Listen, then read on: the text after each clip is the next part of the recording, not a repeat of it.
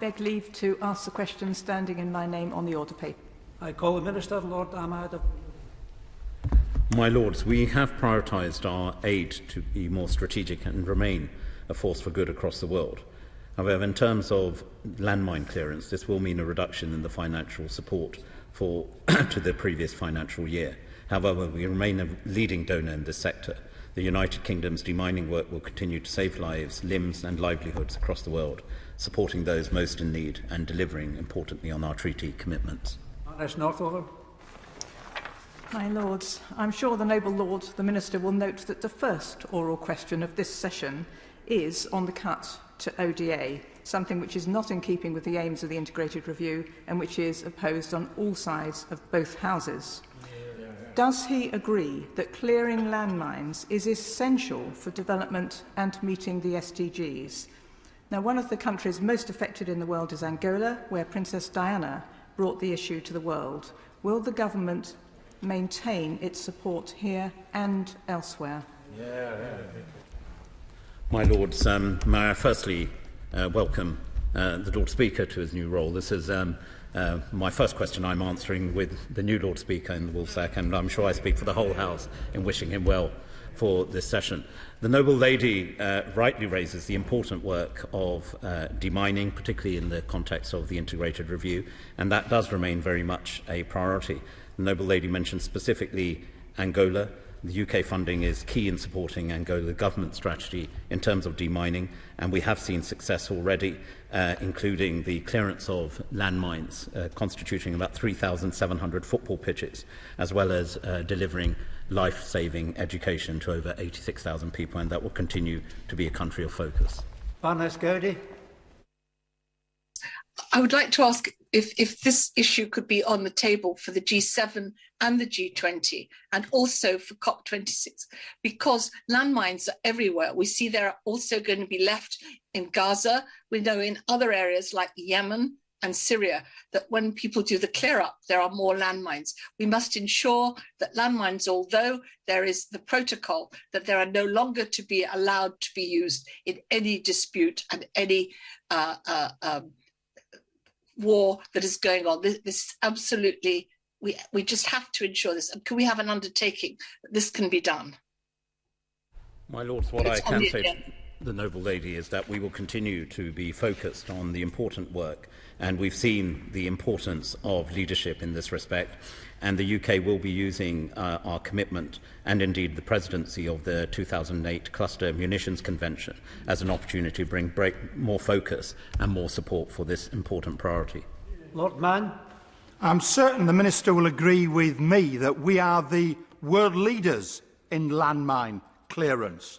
Will the Minister also agree with me that the soft power, the goodwill that we build with countries where we show that leadership manifests in trade benefits, and therefore this is a huge own goal if it's not reversed? My Lords, notwithstanding the reduction, as the Noble Lord says, and I agree with him in that part of his question, that we remain amongst the leading donors. Equally, I share with the Noble Lord that whilst we recognise the large gap between donor funding and the resources required, we are now investing in research into innovative financing options, for example, exploring the use of social impact bonds and public-private partnerships to meet that funding gap. But I assure the Noble Lord it remains an important focus, not just in soft power, because we save lives by the investments we make. Baroness Sugg. My Lords, conflict and its legacies, such as landmines, disproportionately affects women and girls, and cutting support to these and other programmes is undeniably going to make lives harder for women and girls around the world. Whilst full impact assessments of the cuts were not carried out, there was an equalities impact assessment, and will my noble friend the Minister commit to publishing this in line with the 2010 Equality Act? My Lords, my noble friend is quite right. So there was an overall assessment done on the specific requirement to publish. I will certainly take back to the Department. It's certainly our intention to ensure full transparency when it comes to this issue. Purvis of Tweed. My Lords, as Foreign Secretary, Boris Johnson announced funding for mine clearance in Ukraine whilst in Kiev. As Prime Minister last year, he decried giving as much aid to Zambia as Ukraine, the latter vital for European security, he said. Now, contrary to the integrated review, humanitarian causes and security priorities, the government is cutting its support in this area. The Minister has said priority 3 times in his responses in this question. What are the priorities, and are any priorities safe from any cuts? My Lords, on the broader issue of ODA, the Noble Lord will be aware of the 7 areas that have been prioritised by my right honourable friend, the Foreign Secretary. The Noble Lord also mentions Ukraine, and again our work there has cleared over 1.5 million square metres, the equivalent, and I'm using football analogies today, 210 football pitches, and educated people as well. And whilst there are reductions, I've been very upfront in my original answer, we are focused on continuing our work in this important area as one of the world's leading donors. Baroness Northover. My Lords, echoing the noble lady Baroness Sugg, there appears as yet to be no published information on the impact assessment of the reduction of ODA programme funding. Will the cuts affect priority projects such as HMG's announcement at the G7 foreign ministers gathering last week to provide education for an additional 40 million girls? And furthermore, my Lords, as has already been mentioned, is the fact that no legislation was brought forward in the Queen's speech to reduce the statutory commitment of 0.7% GNI to 0.5%, resulting in an approximate 4 billion loss, indicate that HMG is having second thoughts. My Lords, on the issue of legislation, as I've said before from the dispatch box, we remain fully aware and cognizant of our obligations both under law and to this House. In terms of girls' education specifically, let me assure the noble lady we remain committed to £400 million of funding, and we look forward with Kenya to hosting the summit on girls and the Global Education Summit in July this year. Lord Collins of Highbury. My Lords, let's come back to the original question by Baroness Northover. The UNDP argues that landmines clearance is a multiplier. These cuts are going to have a huge impact beyond simply removing landmines. They're going to affect economic activity in countries which are the priority of this government. So can the Noble Lord the Minister tell us what impact assessment have this government made of these cuts on its own priorities, and when will they publish them? My Lords, I've already alluded to the importance of transparency in our decisions, and I assure you in all the decisions that have been taken across the board in the reduction, and I've never shied away from that, that is a reduction in our overseas development assistance. We have applied that criteria quite specifically, but also looked at programmes to ensure their continuity and, importantly, scaling up as the economic conditions will allow for. Lord Campbell of Pittenweem. My Lords, I declare my interest as set out in the register as an ambassador for the Halo Trust, whose activities include essential mine clearance in Afghanistan and other countries. My Lords, the United Kingdom aid budget has been cut by 1/3, whereas Halo's support from the United Kingdom government has been cut by 2/3. Why?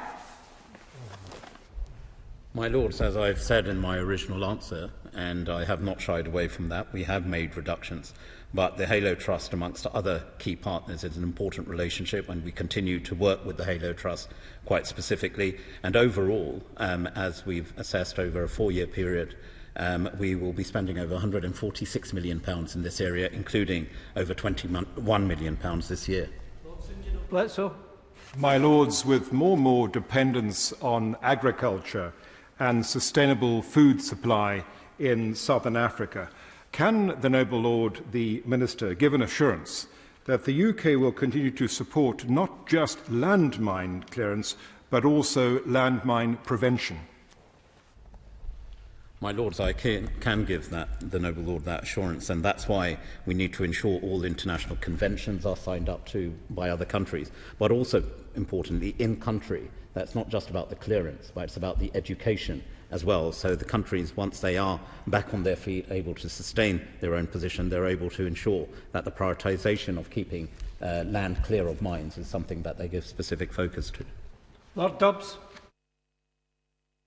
Lords, I should make it clear that I attended the 2008 Cluster Munitions Convention, and I've also observed clearance of cluster bombs and munitions in South Lebanon, where I saw the teams working at first hand.